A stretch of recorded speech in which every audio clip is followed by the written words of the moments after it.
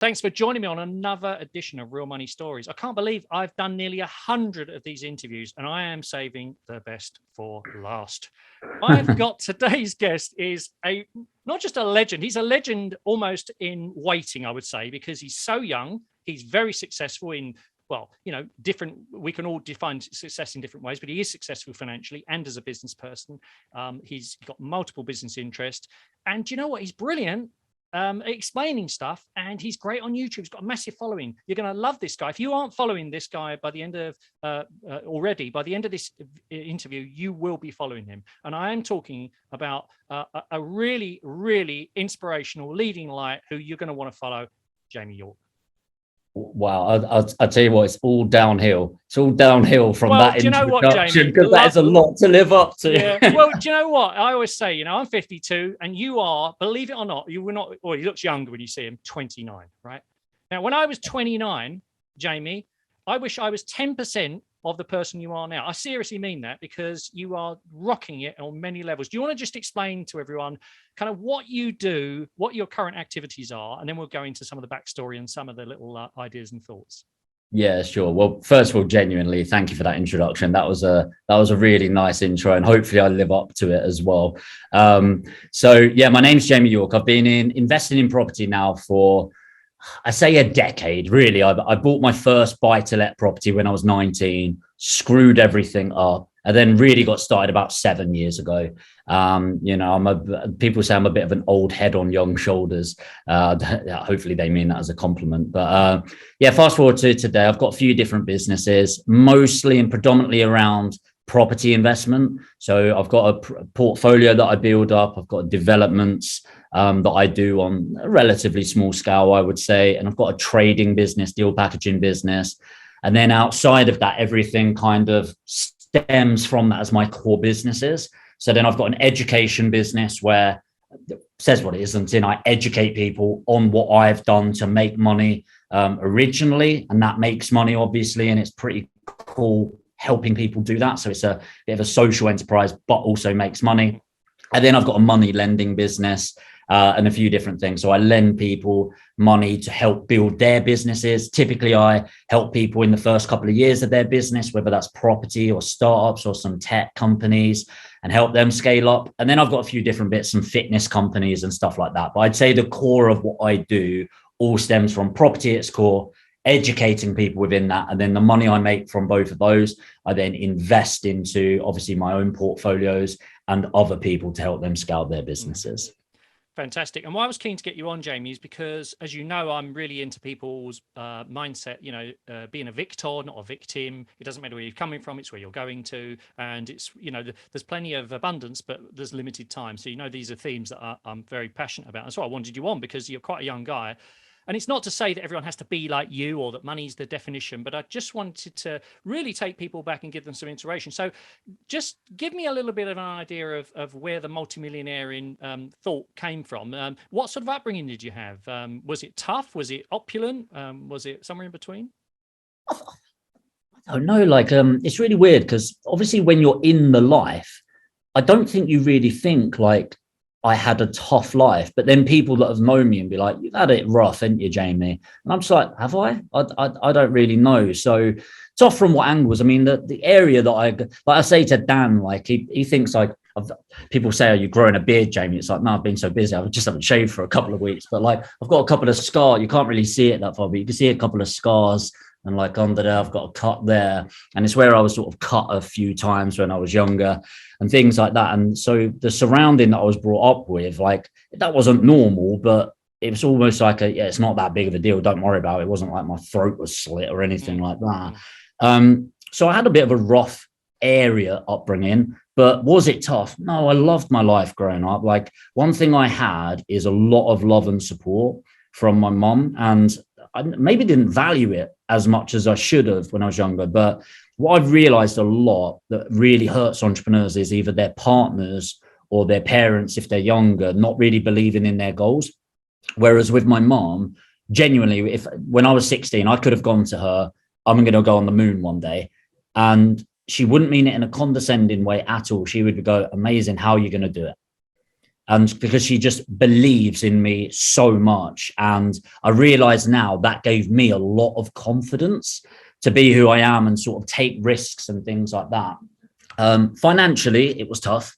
You know, I always say money doesn't make you happy, but money can pay for things that facilitate at least temporary happiness. And I'd say maybe a better way of saying it is the absence of money can certainly cause pain and potential unhappiness in your life. So a lot of decisions were financially based. You know, I didn't really have things in life that money could afford.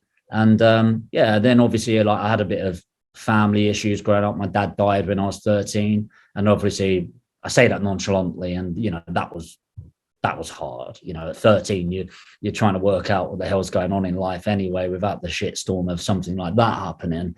And losing my dad was incredibly difficult. But I'm also a big believer that you get what you choose to see in life quite a lot. And kind of like the night sky, you know, if you're looking for darkness, you'll find that very easily by looking up at the sky, right? But if you're looking for light, it's there. You just need to look for it a bit more. And if you look at, you know, if you're in a polluted city, for example, if you look up, you can't see any stars. But you really can if you just stare for long enough. Often what happens is your eyes adjust and you start seeing more light. And I kind of see that in people and situations that you could look at my life and go, oh man, what a tough upbringing, losing your dad and all of that. Actually, and I want to word this right, because obviously I would give everything to have my dad back. But in every situation, I mean, if you list the darkest 5 moments in your life, I can guarantee there is so much good that has come from that. And there is a lot of good that has come from my dad passing away. You know, it helped develop me as a person in ways you can't imagine. It made me step up in the family because I had to become a leader. And there's pros and cons that come from that, obviously. But much like people, the biggest arsehole you know in your life, they're probably a really good person. It's just actually what's happened in their life has shielded a lot of that good. And maybe they're putting on a bravado or whatever it is. And so you initially see this bravado version of them, but the longer you spend with them and what you look for in them often comes out. And the same with life situations. I had a hard upbringing for some people's eyes, but I had an amazing time. And I had an amazing time growing up, and it developed me into overall somebody that I think is pretty positive and driven. And I've got my negatives and drawbacks, but it shapes who you are. But certainly you decide the shape that takes. That's a really good thought. I had no idea about your loss of your father, and I'm sorry to hear that. That was a traumatic thing to happen. But I think really this is the point, the difference between people who get ahead in life and get, you know, the most out of life, however they define it, and the people that don't, is that actually life is a series of obstacles, setbacks, disappointments, and problems that you have to negotiate and navigate, right? It isn't all peaks, it isn't all happiness, it isn't all wonderful, and that's what makes actually life interesting. So tell me about that. Must have been tough for your mum bringing up you. I don't know if you had siblings, but you know, bringing up a kid, you know, at that age, a teenager, at any age, you know, whatever, you're bringing them up. But when you've lost your husband or your partner, how was the money side of things? Were you very aware that your mum was finding it difficult, or was it okay? Did she manage brilliantly, and you know, you didn't see any of that? Yeah, no. So it was hard. I mean, my dad died of cancer, and it probably, from when he got told he had cancer, it's very blurry in my head. You know, I was young, but I'd probably say it was anything between 6 months and a year where he died after that. So, you know, he had good innings, I guess, after. He fought it as best as he could. But he'd left my mum when I was 3 months old. So it was sort of like your typical split up dad, where I saw him every other weekend and stuff. So it wasn't like, my mum was used to bringing us up. She was a single mum with 4 kids. 4 kids, exceptional woman, right? Exceptional woman. Yeah. But she definitely felt the impact, for sure. You know, because he did chip in financially where he could and stuff like that. And it's not like he had loads of money.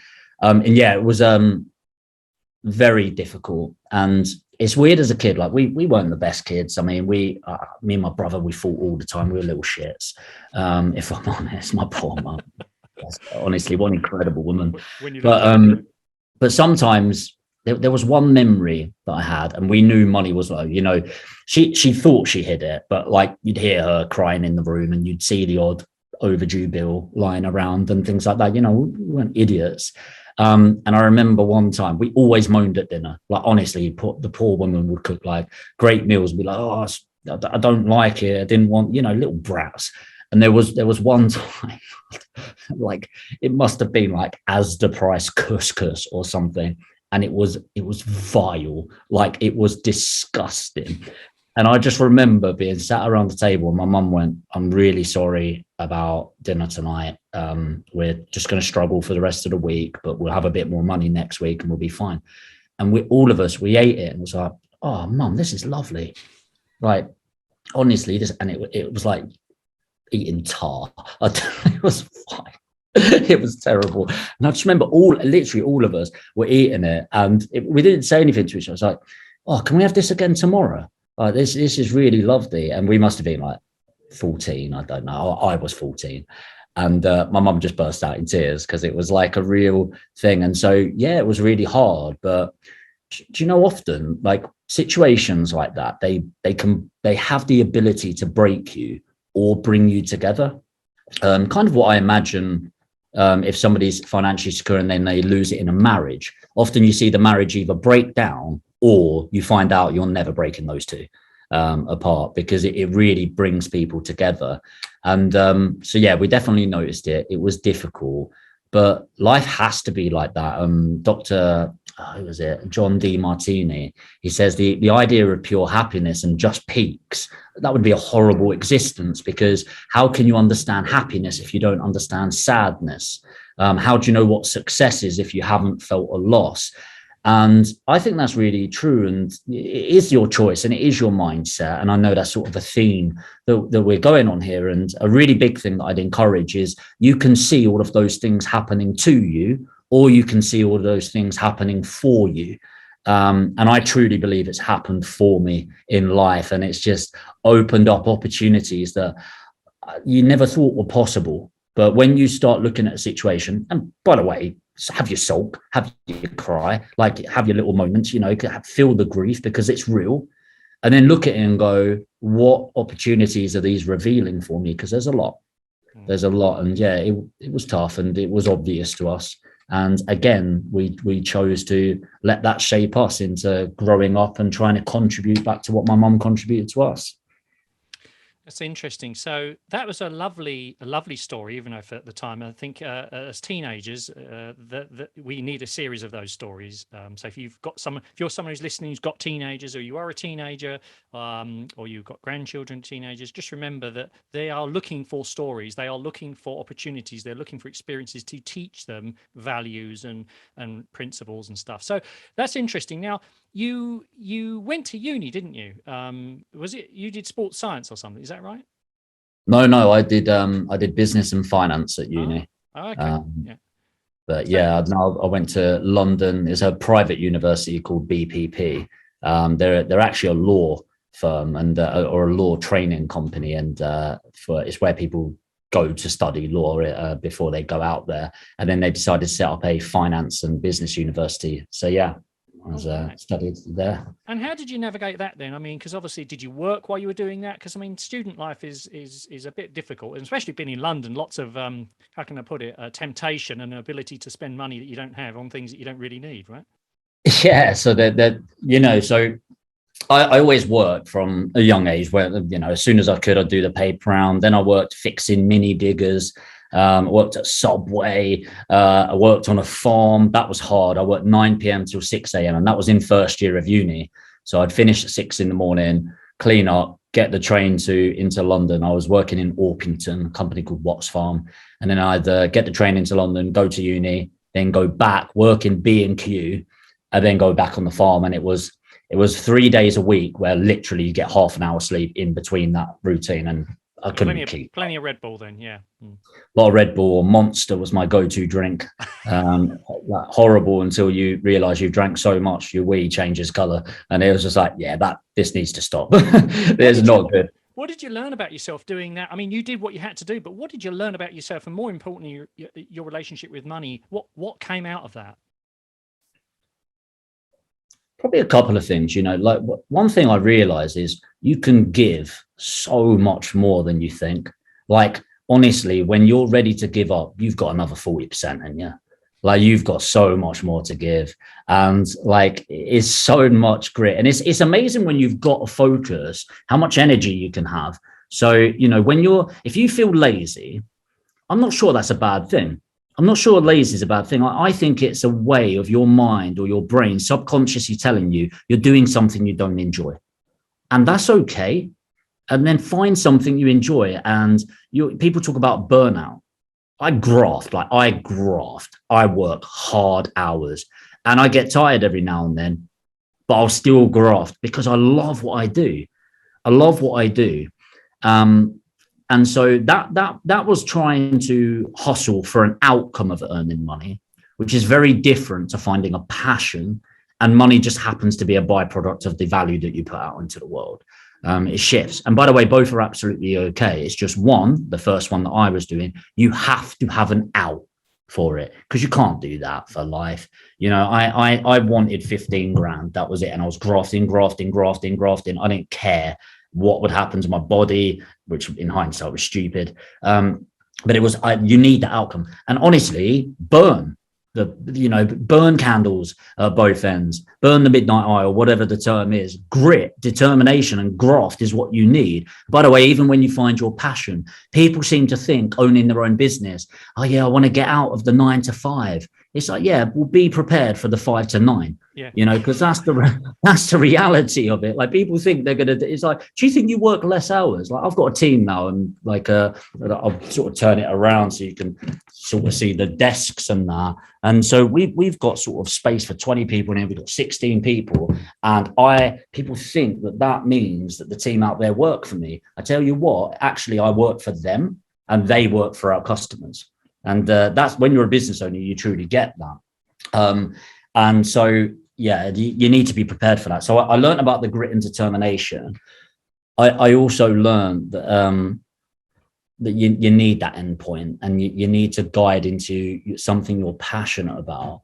And you need to let go of people outside of you as well, because when you start working hard, you start shining a little bit brighter than the people around you. And what I've learned about not all people, but a majority of people, is they want you to shine bright enough that it makes everyone look good. But as soon as you start shining a little bit too bright, often you start getting treated differently. So expect people to say things like, you've changed. It's like, well, yeah, like, I'm trying to develop, I'm trying to grow. Of course I've changed. And expect some negativity from that. But honestly, when you start hustling for something that you truly want and feel connected with, all those things, like, it just doesn't matter. You've just got to keep on going through. And then at a certain point, you need to stop working as hard and start thinking about working smart as well, in order to grow to the next level. I think that's a good point you make, that people, trading time for money has a limit in terms of there's only so much time, right? And there's nothing wrong with that at different stages in your life. There's nothing wrong. I know a lady who's a theatre nurse who works 3 days a week as a theatre nurse, and she's got 5 properties that prepare more than she needs, right? All paid for, no mortgages or anything. Okay. And she's done that over many years, and she's in her 50s, but she said, I love my theatre work. Okay. It costs me to do it, she said, but I enjoy it. But she's doing it on her own terms. But equally, people who are building a business, that actually requires a level of sacrifice to do it well, that people don't realize, to get it working, to get it. I mean, you do a session in one of your property training things where you spend 3 hours in your training teaching people about systems, processes, compliance, technology, everything you need to make it work as smart as it can be. But that took you years to learn that, didn't it? So tell me, now, it's probably worth mentioning that many people have partners in crime, right? Whether that's emotional partners in crime, as I call it, or business partners in crime, or social, or whatever it is. And you've got someone in your life at the moment who you've known for many years. And I'm just interested to know about, we're talking about, it's Ed, isn't it? Ed Buchanan, is that right?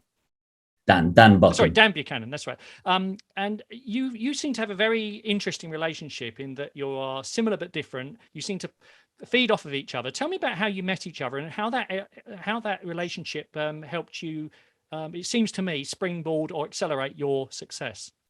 Yeah, absolutely. So Dan, I met him at school actually, and we were in we went to a grammar school, so everyone was geeks really, but like we were in different sort of groups. It wasn't cliquey or anything like that, but he was geeky even for the school. Um, and I was maybe a bit more sporty and love being around people and things like that. So um, we maybe had 150 people in our year, and I knew him but didn't really know him. And then we used to get the same bus home, the 492, and everyone just had, there wasn't set seats. It wasn't like a coach, it was a public bus, right? But everyone kind of sat in the same seats, and I always used to sit in the middle at the back seat. And so one day I just had my bag, I started walking there, and somebody was sat in the seat. And I was like, okay, it's a bus, you know.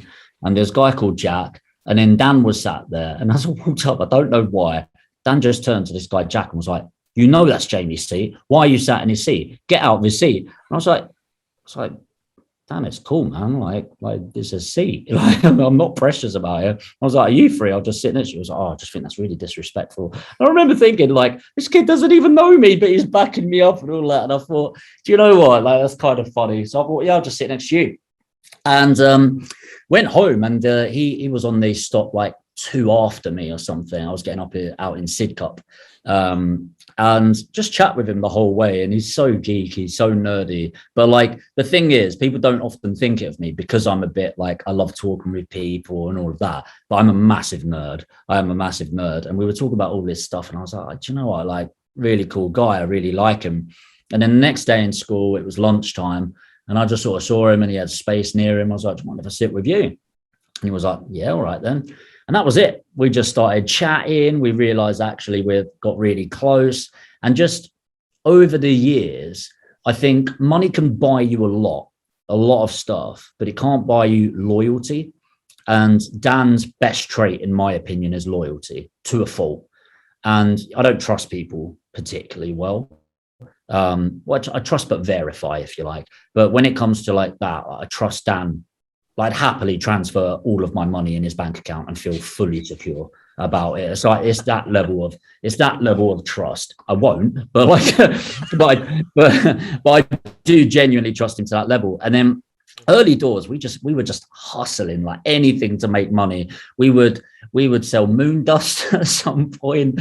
We would sell love stones. So we'd go to the beach, find some that looked remotely decent, polish them up in the design tech lab, and then etch people's name in it with these school things after, and sell them for like 20 quid with a pretty bow and stuff. Like, we did so much stuff to just hustle and earn.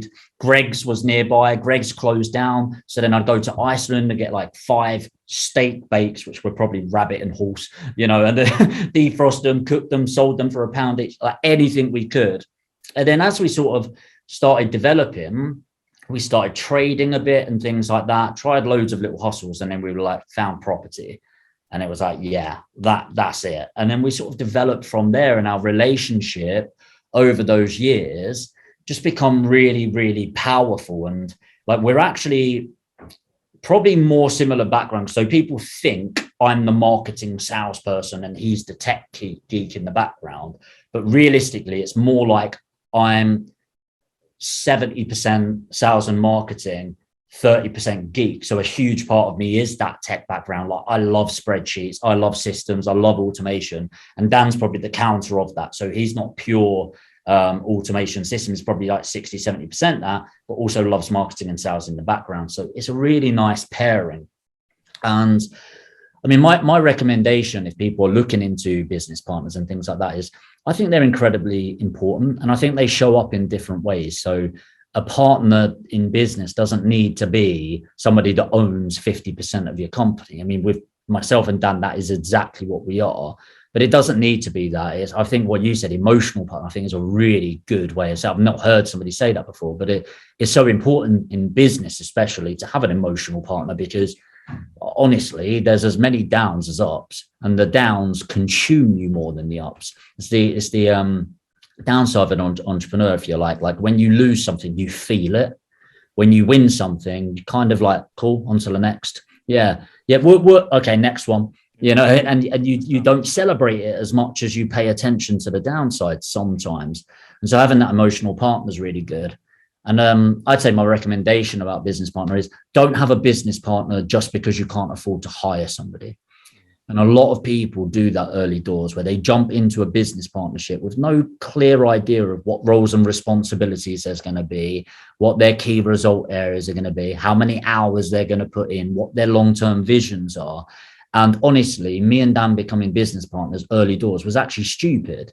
It just so happened we were lucky that we both graft, that we're both passionate, that we both complement each other, that we both don't have egos around certain things in the business so we can allow the other person to grow. But that was pure luck, if I'm completely honest. It was a poor decision, just a great outcome. And so people often rush to give away 50% of their business forever instead of realizing actually you can hire people for 20 grand, 25 grand, 30 grand a year once you've built up. But yeah, business partnership with Dan is like the best thing ever. Like it really is. Like he's an amazing person, and like I wouldn't be half where I am today without him doing what he does. You make a very good point that don't just take on a business partner because either you can't afford to pay for someone or whatever. And you're right. The danger is when you're trying to create a business, whether that's an online business, a traditional business, or whatever it is a lonely place being an entrepreneur, because everyone sees the successes, but they never see the fact you've got to keep getting up, like the Rocky film. They never see the punches you keep taking, right? Whether it's metaphorical, or physical, or mental, or whatever, or financial. But interestingly, I think that the point you make is another way for someone to get the support that they need is to join either a mastermind group or to a group of people who are like-minded. For instance, I used to be in financial services, you know, and I had a financial advice business for 25 years. And I got a group of people who are probably somewhere between either my age or younger. And they get together 3 times or a couple of times a year, pre-COVID, etc., in Spain. And they invited me after I sold my business. I hadn't run a practice for 4 or 5 years, 3 years. And they said, "Oh, we want you to be part of the group if you're prepared to be part of it, because we really appreciate, you know, your experiences and your knowledge, and we also like hearing your stories." And so the interesting thing was, I thought, well, why do they want me? I'm not running an advice business anymore. But here's the thing: I actually got more out of being around them, because I realized actually these are lovely people and I will do what I can to help them. But actually, then when something completely without realizing it, they had the answer. And so whether it's a business partner, or whether it's a training and a mentoring group, or whether it's just a group of like-minded business people who can share your challenges and your ups and your downs, but without necessarily economic glue, that might be an option, mightn't it? So that you don't get that loneliness. I think it's huge, yeah. And I'm a bit biased here because I run paid for masterminds. So take what I'm saying with a pinch of salt, because I like to be transparent, you know, but genuinely, I like paid for masterminds. And I'm not just saying like join my mastermind because it might not be right for you, but like I've paid hundreds of thousands into my masterminds. And the reason I like it is kind of how I don't like favors. People like, you know, people, oh, could you do me a favor? I don't like that. The reason I don't like favors is nobody's got a responsibility to you. You know, like Dan, bless him, like his timekeeping is downfall, or outside of business, it certainly is. So he had a car before me when he was younger, and I'd say, hey, can you do me a favor and drop me off to the station? Could you pick me up and drop me off to the train station, like 15-minute drive? Like, yeah. But he'd turn up bloody late and I'd miss my train. And I'd be like, mate, what the hell? And he was like, look, I'm doing you a favor here. It's like, oh, you bloody not. I've missed my train.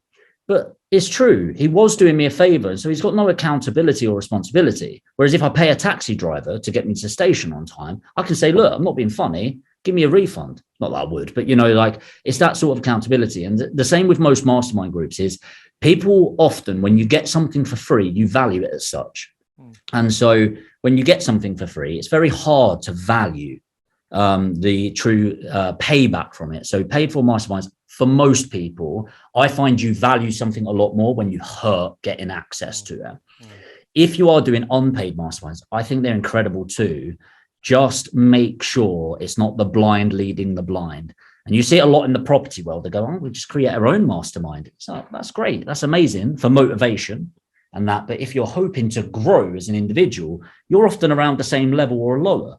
Now, I'm a big believer in your network is your net worth. And so the people that I'm in those masterminds, I want to be the guy fighting to be in there. because it's not about age, it's not about money and things like that. It's the experience level that you come into. And you're absolutely right, that energy, the emotional support. And it was I think it was in Napoleon Hill, Think and Grow Rich. The concept of masterminds started coming about. And the whole idea of masterminds originally is I'm an expert in, I don't know, making money. You're an expert, just as I'm making these up, you're an expert in mindset. This person's an expert in fitness, things like that. So everyone's a master in their own right. And then the mastermind is a hive of minds coming in. And they talk about you are the average of the 5 people you spend most time with. And I don't know if it's 5, 4, or 10, but it makes logical sense, right? If you are surrounding yourself down the pub on most nights with knockoff Nigel that knows everything about nothing and has an opinion on it all, and they're bitching about people and everything like that, and they talk about people, that's what you're going to become. You start doing that. In the same way, if you are what you eat. If you surround yourself with people that eat rubbish all the time, you're going to start consuming that and feeling certain things as well. Whereas if you start surrounding yourself with, let's say, financial route, decamillionaires and things like that, it makes sense that over time, your mind and the way you think will start being different, and naturally your bank balance will follow. So I think that's really important. And the last thing that I'll say on this, sorry for going off on one, but this really excites me, this topic, is actually a post that I saw this morning from one of my mentees. And they posted saying, you can have a bottle of water for 50 pence. And then you can go to a restaurant and pay £2 for the same bottle of water. Or you can, and it gave like 3 or 4 examples. For the sake of this, I'll cut it down. But the point was that actually where you are and who you surround yourself with, they place different value on you. So why waste your time in circles where you're not valued to the highest level you can possibly imagine? Because if you're not, it's just bringing you down and making you think you're cheap. So instead, maximize those outputs, surround yourself with people that are emotionally intelligent enough to understand your true value, even if at the moment you don't. And then you'll in part grow as a person by being around those. So yeah, I love masterminds. I think they're magical. And I think it's worth just mentioning you do value what you pay for. So let's just be clear. And I want a full disclosure of everyone. So I'm 52 and I'm a multimillionaire and I don't know anyone any money. Okay. I don't say that to brag. I'm just saying I've managed somehow to not blow all of it on parties and God knows what I did in my 20s. But I still chose to pay, and I'll make a disclosure here, pay to be part of Jamie's property investment course. Not because I'm desperate for making loads of money. I want to give much more money away. There's lots of things I want to do that make a difference in the world. And I think, if I've got the ability to create additional wealth for that, that's great.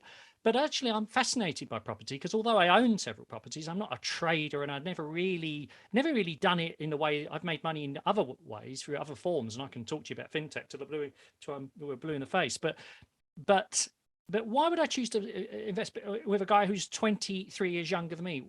Through several reasons. One, because I don't believe, I'm always humble. In fact, I don't believe, I go to the people I think who've had the experience. So you've had 10 years experience, which some people might take in their lifetime and only get 10% of what you know. So you are hustlers. You have gone through the ringer. Do you know everything? No, but you know a lot.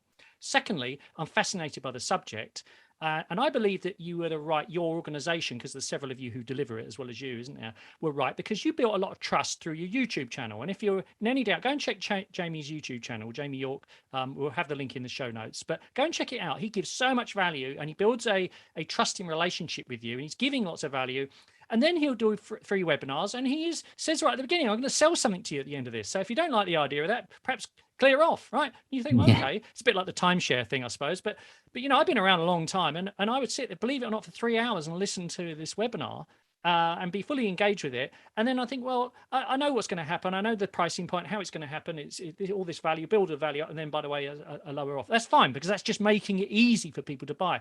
But thirdly, but Jamie says, we won't take any money off you. We'll let you pay for anything today. One of us will call you tomorrow to just talk through that this is right for you and that we're right for you together, and we want bigger value. So the reason I'm telling that story, Jamie, is because it's an example of you are building trust, you're delivering value, you're being upfront, you're giving people get outs all the time. So the people that you have on your course, your 120 people on that course are highly engaged. We know that all of them are going to take all the material and make it all wonderful. We know that, but you've done your best to earn money with integrity and always try and deliver value. And if you watch Jamie do these, I mean, unbelievable. He did a 3-hour session on Monday. And I thought, I'm never going to do a 3-hour session with anyone.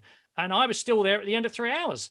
Unbelievable, right? And I'm 52 and this is 9 o'clock at night, 6 till 9. So the point I'm making to everyone is that, so why do I do that? I do that because I think, I think this is an additional skill that I can learn in my early 50s.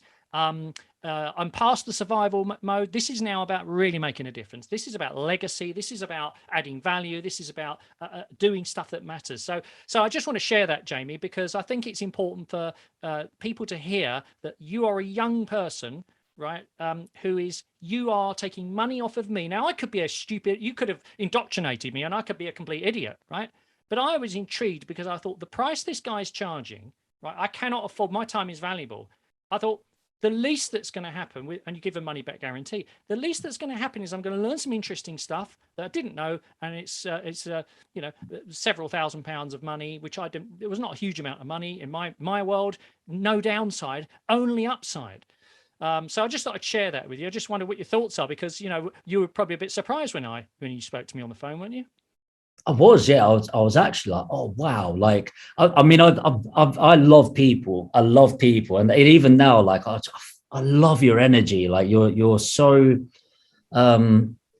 infectious and in all the right ways. And I'm just there, and I'm leaning in, and like, honestly, I don't know how to say it without. Sounds like I'm hitting on you, mate. But it's just a beautiful energy that comes from you, man. I really love it. Yeah. But no, I really enjoyed our conversation, and we were talking about PR. We were talking about loads of different things, and I know that you're having a chat with Katie and helping her.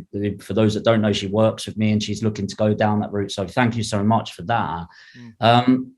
Yeah, I don't know. Like, people in our industry don't like trainers at all. And some of it rightly so, because there's a lot of people that spin this get rich quick crap.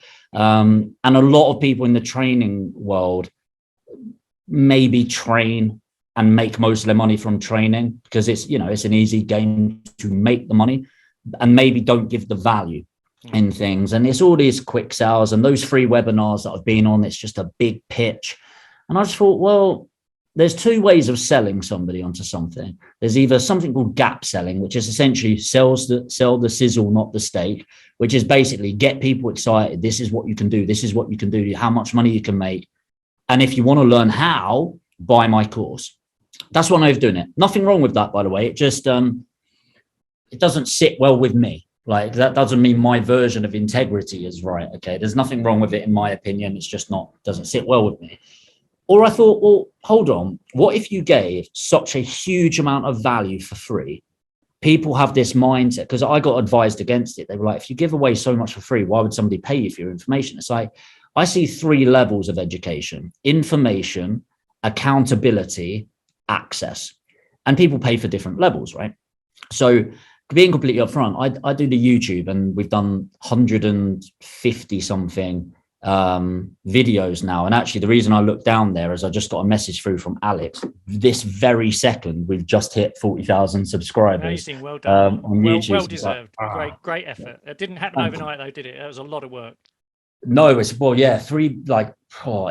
graft. I've put hundreds of hours, spent thousands on it in terms of Alex and the staff and editing and equipment and things like that. But it's a lot of free content. And then even on the webinar, I say to people, hey, by the way, it's going to be a good couple of hours. I'm going to spend 10, 15 minutes at the end making a sale, and I'm going to sell my heart out.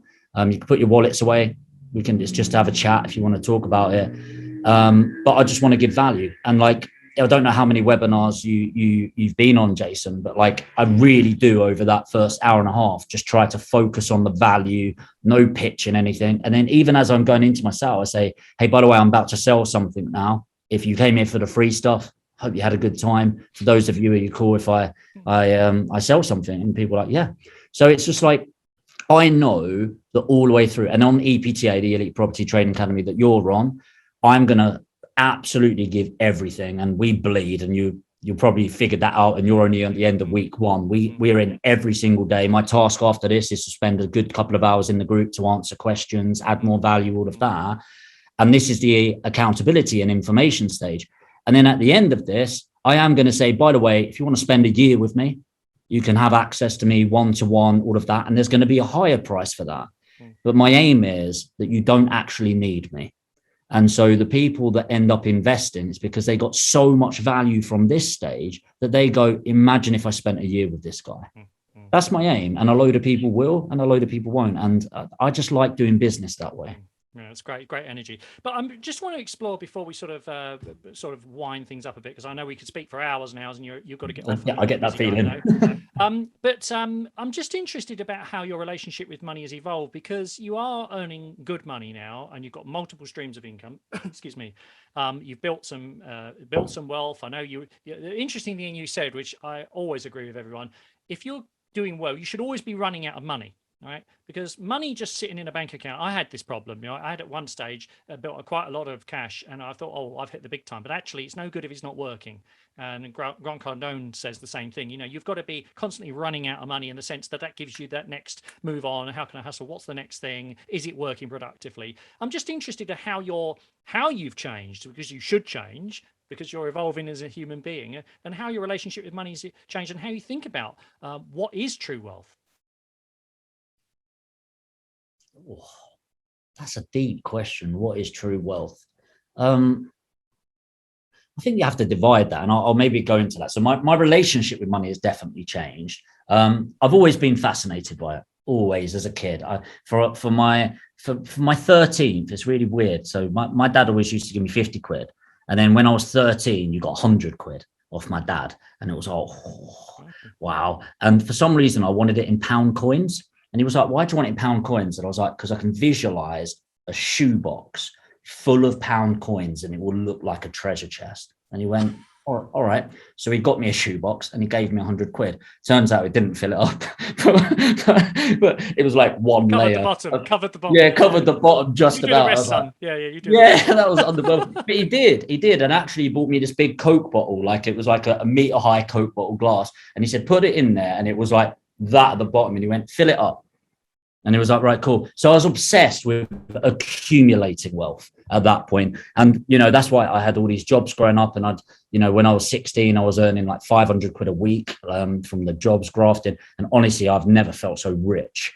Whereas now I've never felt so broke financially. It's weird. I was saying to my mom that as of last year, I personally take home over $1 million a year. And she went, that's amazing. Like, can you see my bank account? I went, yeah, no worries. Showed her a bank account with $8,000 in. And she went, well, where's this million? I was like, other people have got it. Because I do. It's just like, so yeah, I have buffer systems in place. So in my businesses, I have 8 months worth of money sat in an account. I hate it because it's not working for me, but it's just a rule, protection, and things like that. But otherwise, everything that comes in above that 8 months, I have an account called bloat. And it's the bloat. I don't need that money in the business. Therefore, it's not working for me. And I want to get it out there and working for me. And there's a book called The Richest Man in Babylon. It's one of the best books I've ever read. And it talks about you graft for your gold, but you don't spend your gold. You get them working for you and paying you, right? So you get your gold working for you and it produces your silver, but don't touch that. Get your silver working for you and that will produce your bronze. And then my aim with that bronze is to either spend it or give it away. It's not an investment for me. I'm going to get it out of my account as soon as I can. And so often over the last, it's hard because you're living frugally, and genuinely up to about 2 years ago, I become a net worth millionaire about 5 years ago, but I was still paying myself 25 grand a year plus some expenses up until 2 years ago.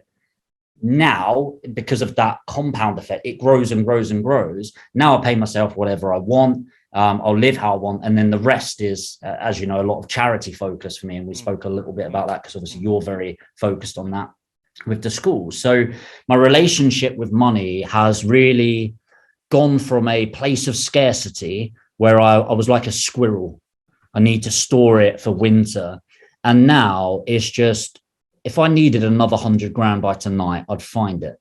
Because, you know, there's $38 trillion, give or take, I think, in circulation. But if you take account of crypto, stocks, derivatives, there's 1.2 quadrillion, which is 1,200 trillion in circulation every day. There's so much money in the world. Okay. It's just, you know, it's hard to imagine that it can flow to you. And I think that's the thing with money, is what I've realized is money is not for accumulating, it's for flow. And I think there's a reason it's called cash flow, in that it's never meant to stay in one account. For the world to work and the economy to work, it flows from one person to another. So the money's never mine. You know, I was born with nothing and I'll die with nothing. I'm not going to have any buried with me. And so it's all about that transfer of energy, and energy is a flow, and money is an energy. It's an energy source for you. And people say money changes you. It doesn't change you. I think money makes you more of what you already are. It exacerbates what you are. So you and I are very similar, I think, in the fact that we want to be and are very giving people. And therefore, if more flows through us financially, the more we're able to be charitable and philanthropical and philanthropists in that way. Whereas if we're arseholes, guess what money's going to do? It will make you more of that. And money isn't anything. You know, a £20 note, you can go for a drive-through at McDonald's and give them a £20 tip, and that will make that person's day. Or you can go buy a load of bullets and shoot some people up. You know, it's not money that did either of those things. It's you as a person. And so think of money as a facilitator on the exit, and what allows it, that's what's flowing out, that facilitation. And what allows it to flow in is it is a direct proportion, unless you inherited it, good for you, bit jealous, but good for you, or you won the lottery. Everyone else that earned it, and most millionaires are self-made, by the way. It's a huge proportion of millionaires are self-made. It's a direct translation of the energy that you put out into the world and the value that you give people. So if you're ever short on cash, ask yourself, how can I add more value to people around me? And you will not be worried about money ever again. Yeah, absolutely. Very, very good point. So look, Jamie, just to absolutely fantastic. If anyone is in any doubt that they can get ahead, they can be master of their own destiny, and that money can be a servant, and it is what it is. It can be anything you want it to be. Any last words of sort of encouragement for anyone perhaps who's feeling a bit stuck in their life and feels a little bit overwhelmed, and perhaps is not feeling like that they've got the options and choices that they want? Any just last parting words of wisdom before we wind up? Yeah, sure. So probably a couple of things. So first of all, talking about age, you know, a lot of people sort of say to me, wow, 29, you know, that I wish I was in that position. And they say it in a negative way sometimes. The way that I try and think about age is don't think about my age, think about the years in. So, you know, I bought my first buy-to-let property 10 years ago. When I really got started, it was probably 7 years ago. So in 7, and by the way, it was not mummy and daddy's money. It was graft. Like we've gone through that in here, financially not in a good place, to 7 years doing over $1 million a year personally. That's my share of it. And again, not to, like, it is definitely a brag, but I'm not saying it to brag. It's just, if you've got 7 years left in you, it doesn't matter where you're at. Honestly, it doesn't. Like, I genuinely feel sorry for people that are earning a couple of $100,000 a year. I do, because you've got so much more to lose. The great thing about being in a rut is you don't have much further to fall, right? Kind of like if you fall over and you're on the ground already, you might twist your ankle at worst. If you're at a height, you'll probably break some legs. So be grateful you've got nothing, because you know you can make it and lose it all, and you know you're good. You know you're solid. You're still having great days. Yeah. And just remembering, like you said a line in this that I really like, it's not where you're at, it's where you're going to.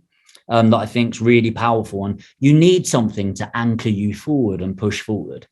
The last thing I'd say is, people say life is short. It's not. It's not. Life is actually pretty long.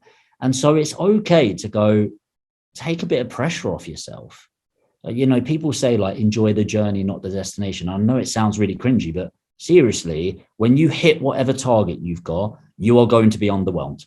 Guaranteed. because you'll quickly realize when you got there, actually, it was everything you did on the way, the holidays you went on, the family that you've built, the friends that are around you, the network that you surround yourself with. And you'll realize, actually, it's progression that really equaled happiness. It's that growth in whatever, by the way, it could be financially, could be anything, could be your charities, anything. I genuinely believe the secret to happiness is progression in anything that you feel value towards. So don't be obsessed with getting there in 5 years, getting there in 10 years, whatever it is. Just relax a little bit. Be kind to yourself, really be kind to yourself, and just focus on growing, because as long as you turn up and give a 1% increase every day, every single year, that's a 3,740% growth compounded. That's a huge amount of growth just by turning up and saying hello. And that's pretty much it. And I think just to round that off, I think you said that be kind to yourself, but also be kind to others. Empathy comes with humility and gratitude. And empathy, I think, caring for your fellow man and woman, for animals, for the environment, all these things are linked, and they are part and part of being an entrepreneur, of a wealth creator, of a value giver. So fantastic point to finish on, Jamie. Jamie York, check him out. We're going to have all the links in the show notes, but just go onto YouTube, put Jamie York Property, and just start binge watching Jamie's videos. You'll love it. You'll feel like you've got a warm blanket around you and a great friend in your life. And he will teach you about, even if you're not interested in property, he'll teach you about how to be good at doing videos. He'll be teaching you how to communicate with people, how to build trust. So he's a great guy. Jamie, thank you, mate. Thanks for being on, and I look forward to seeing you on the next training course. Good man. Thank you so much for having me, and I really hope it's added value to you and whoever's listening right now.